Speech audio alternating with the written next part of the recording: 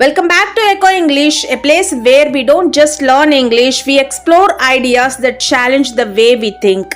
Today, we are stepping into one of the most mysterious and debated topics in human history: past lives. Have you ever felt a strange connection to a place you have never visited? Or experienced a moment that felt like it had already happened before? Some people believe these are signs of something deeper, something beyond this life. Others say it is just the power of the human mind. So, in today's video, we are going to explore real cases, powerful stories, and thought provoking perspectives about past lives, separating myths, facts, and possibilities. Stay with me till the end because the final question might completely change the way you see your own life. Number 1. The most popular myths about past life. One of the most common myths is that everyone has clear memories of their past life hidden inside them. Movies and stories often show characters suddenly remembering everything: names, places, even how they died.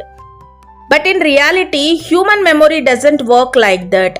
Our brain is not a perfect recorder, it is more like a storyteller, constantly reconstructing memories based on emotions, imagination, and external influence.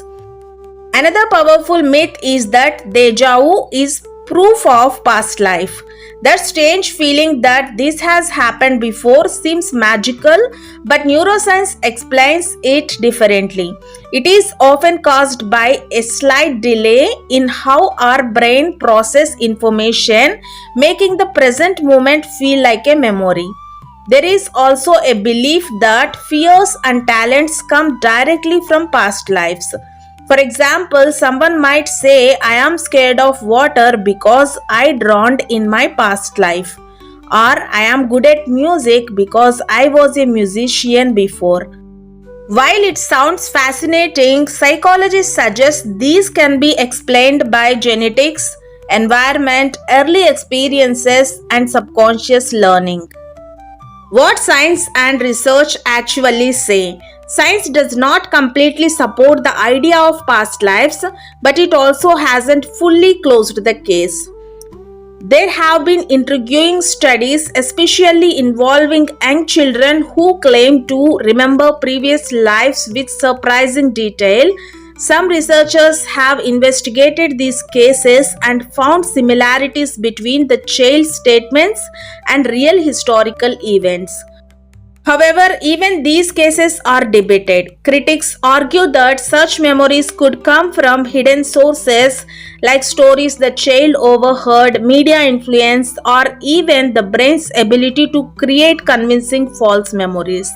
From a scientific perspective, there is no solid, universally accepted evidence proving that consciousness survives death and transfers into another body.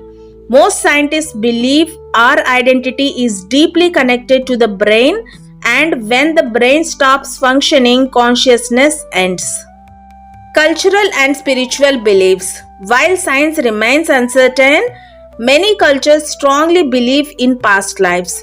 Religions like Hinduism and Buddhism teach the concept of reincarnation, the idea that the soul is reborn again and again until it reaches a higher state of existence.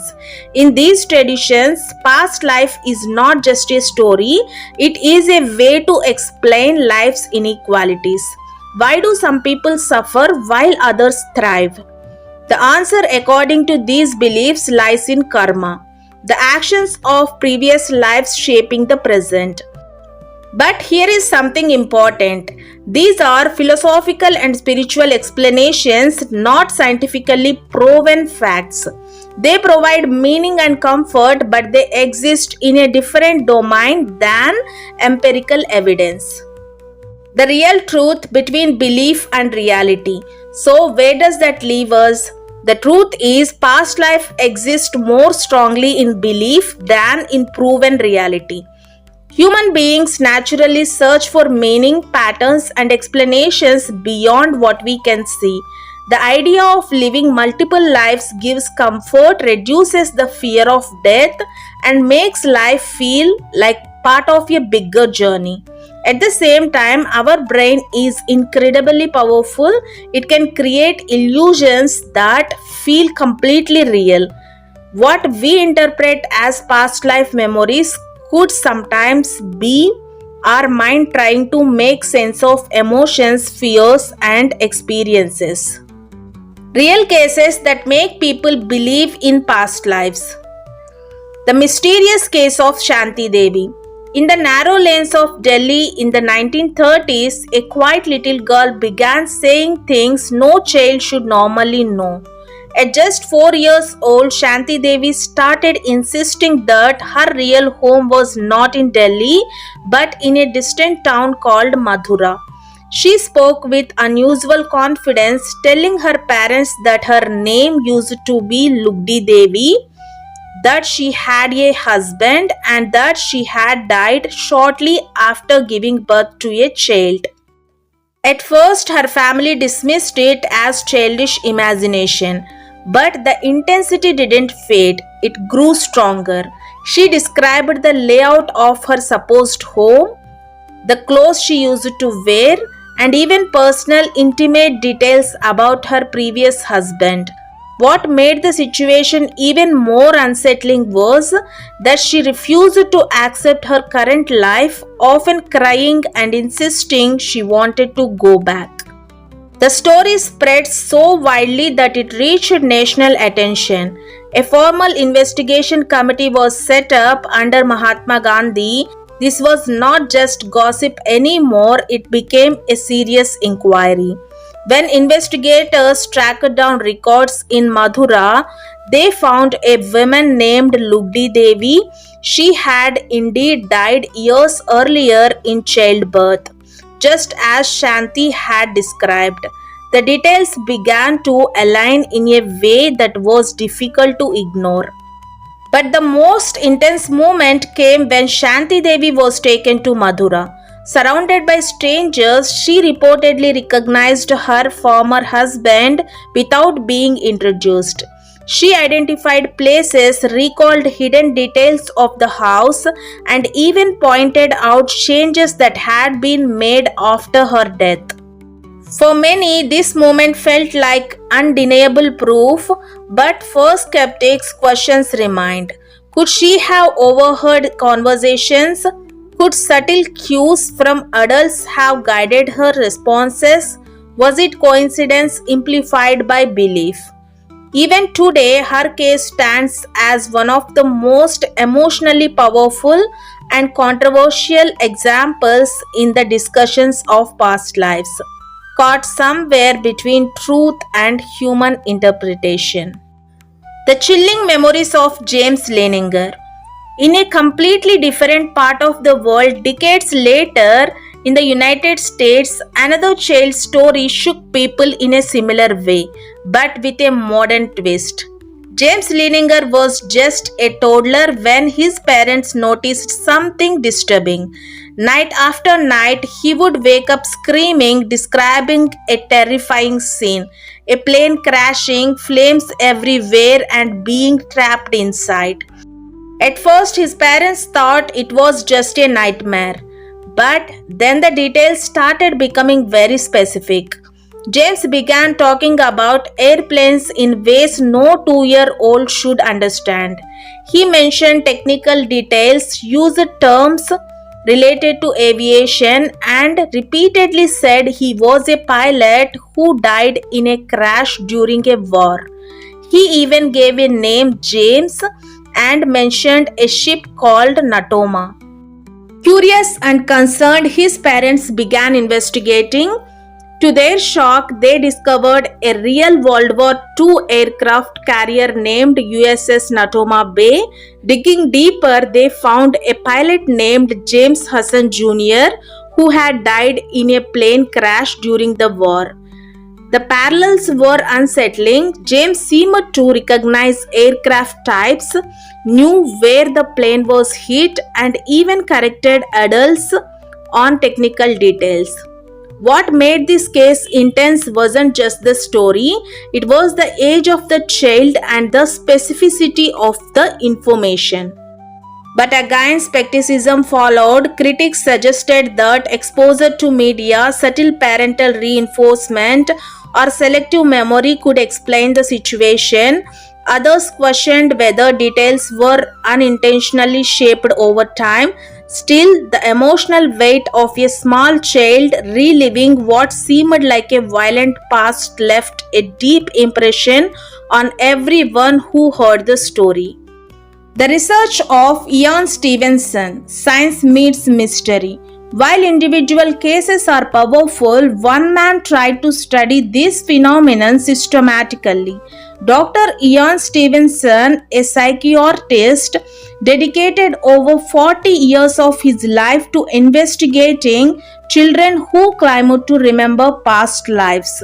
He didn't rely on one or two stories, he collected over 2,500 cases from different parts of the world. What made his work different was his method. He focused mostly on young children, usually between ages 2 and 6, because their claims were less likely to be influenced by external knowledge.